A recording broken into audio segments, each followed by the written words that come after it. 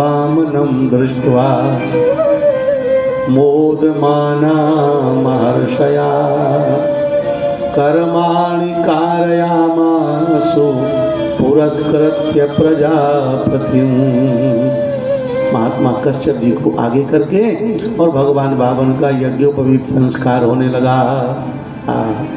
सब देवताओं ने अपना अपना उपहार ठाकुर जी को प्रदान किया।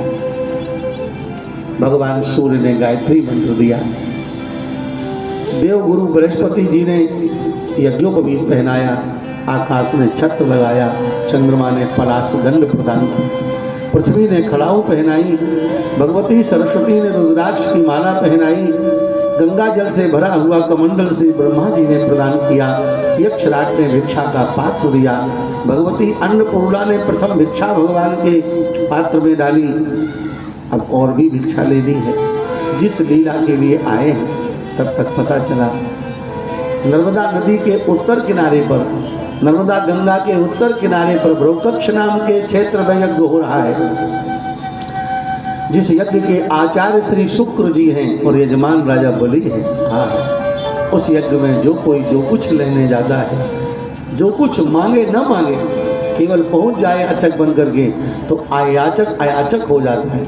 ऐसा बढ़िया यज्ञ भगवान व्यास जी कह रहे, श्रुत्वा स्वमेधैर् यजमान मोर्जितं बलिं भृगूणाम् उपकल्पकैस्ततः जगाम तत्र अखिल सार संभ्रतो भारेण गाम सन्नमयन पदे पदे।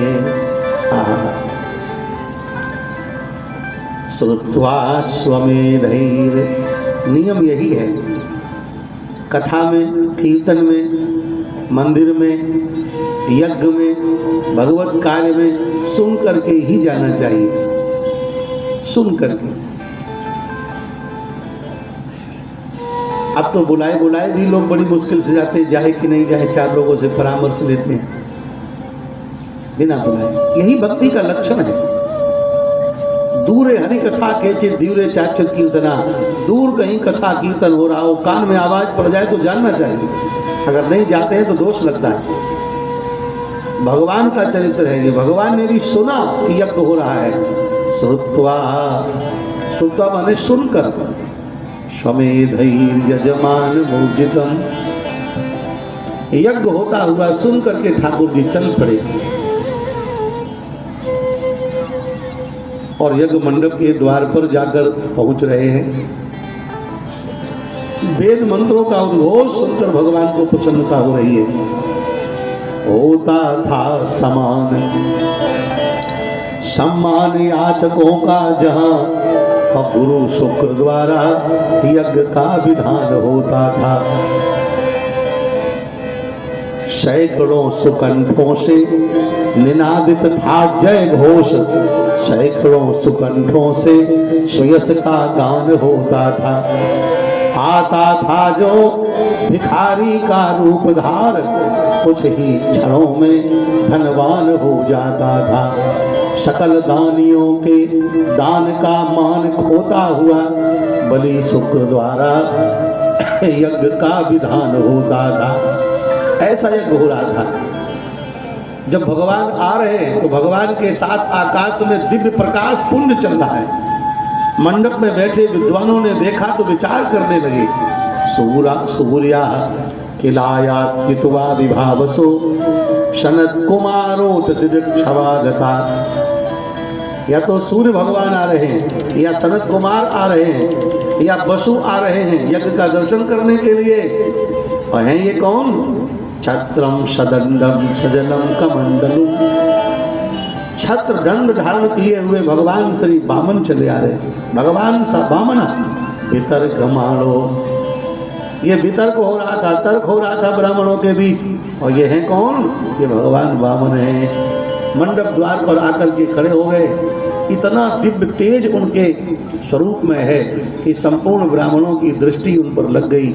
राजा बलि ने देखा, जो प्रभु पर दृष्टि पड़ी, पहचानता तो नहीं है कि ये भगवान है, और इतना दिव्य कांति युक्त उनका स्वरूप है कि उनके हाथ से सुरवा छूट गया।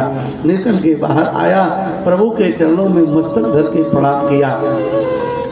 एक तेजोमय ब्राह्मण समझ करके मूर्धन्या परया जभक्त्या भक्ति पूर्वक भगवान के चरणों में प्रणाम किया और करबद्ध होकर के स्वागत करता हुआ बोला, स्वागतम ते नमस्तुभ्यं ब्रह्मन् किं करवाम ते ब्रह्मर्षीणां तपस्साक्षां मन्ये त्वार्य बपुर्धृतम् आद्यनः पितरस्त्रप्ता आद्यनः पावितं कुलम् आद्यशिष्टः क्रतु अयं यद्भवानागतो ग्रहान्।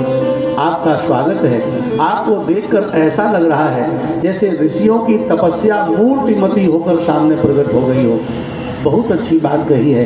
अद्यनः पितरस्त्रप्ता, आप मेरे द्वार पर आ गए, मेरे मंडप में आ गए, मेरे पितर तृप्त हो गए, मेरा कुल पवित्र हो गया, मेरा यज्ञ पूर्ण हो गया। यद भगवान आगतो ग्रहण, आपके आने मात्र से।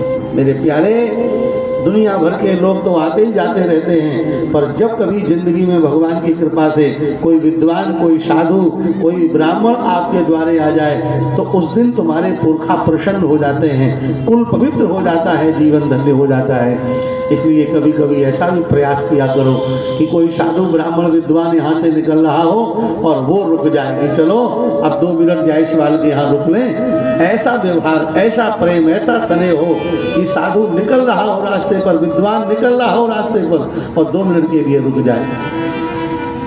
समझ लो पितर तृप्त हो गए, कुल पवित्र हो गया। और ये केवल एक सद आचरण से होता है, धन दौलत से नहीं होता कि आप बहुत बड़े धनी हो तो साधु ब्राह्मण रुक जाएगा। जो साधु ब्राह्मण पक्का होगा वो कभी ऐसा नहीं करता है कि ऊंची कोठी देखकर रुक जाए।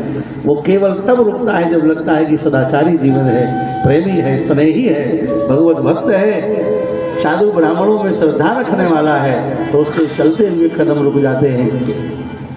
इसलिए हमेशा जीवन ऐसा रखो कि कोई साधु ब्राह्मण निकल रहा हो और वो आपको देख करके ठिठक जाए, रुक जाए, 2 मिनट आपसे वार्ता हो जाए। देखो तुम्हारे पुरखा कैसे प्रसन्न होते हैं। आज राजा बलि बहुत खुश हुआ। अब वो ये नहीं जान रहा कि ये हैं कौन, वो तो केवल एक ब्राह्मण समझ रहा और बोला, भगवान आपके हाथ में भिक्षा का पात्र है, तो बताओ आपको क्या चाहिए। यद यद बटो वांछसि तत्प्रतीक्ष में स्वामर्थिनम विप्रसुतानुतर गए गाम कांचनम गुणवद्धाम मृष्टम तथा नपेयमुतवा विप्रकन्या। जो जो इच्छा करोगे सब आपकी पूरी हो जाएगी। सोना, चांदी, हीरे, जवाहिरात, रथ, पैदल, हाथी, घोड़े, जो कुछ चाहो, महल दुमहले, जो इच्छा हो, अथवा ब्राह्मण कन्या, ब्याह कर लो, गृहस्थ में आ जाओ। बोलता चला गया। भगवान तो भगवान है। भगवान बोले, देखो बलि, ऐसा ही हमने आपके बारे में सुना था। हिरण्याक्ष जैसे वीर के वंश में पैदा होने वाले हो, प्रहलाद जैसे भक्त का परिवार है तुम्हारा, और तुम्हारे पिताजी तो ऐसे दानी थे कि इंद्र कपटी ब्राह्मण बन के आया और उसने गर्दन मांगी तो गर्दन काट के उसकी झोली में डाल दी।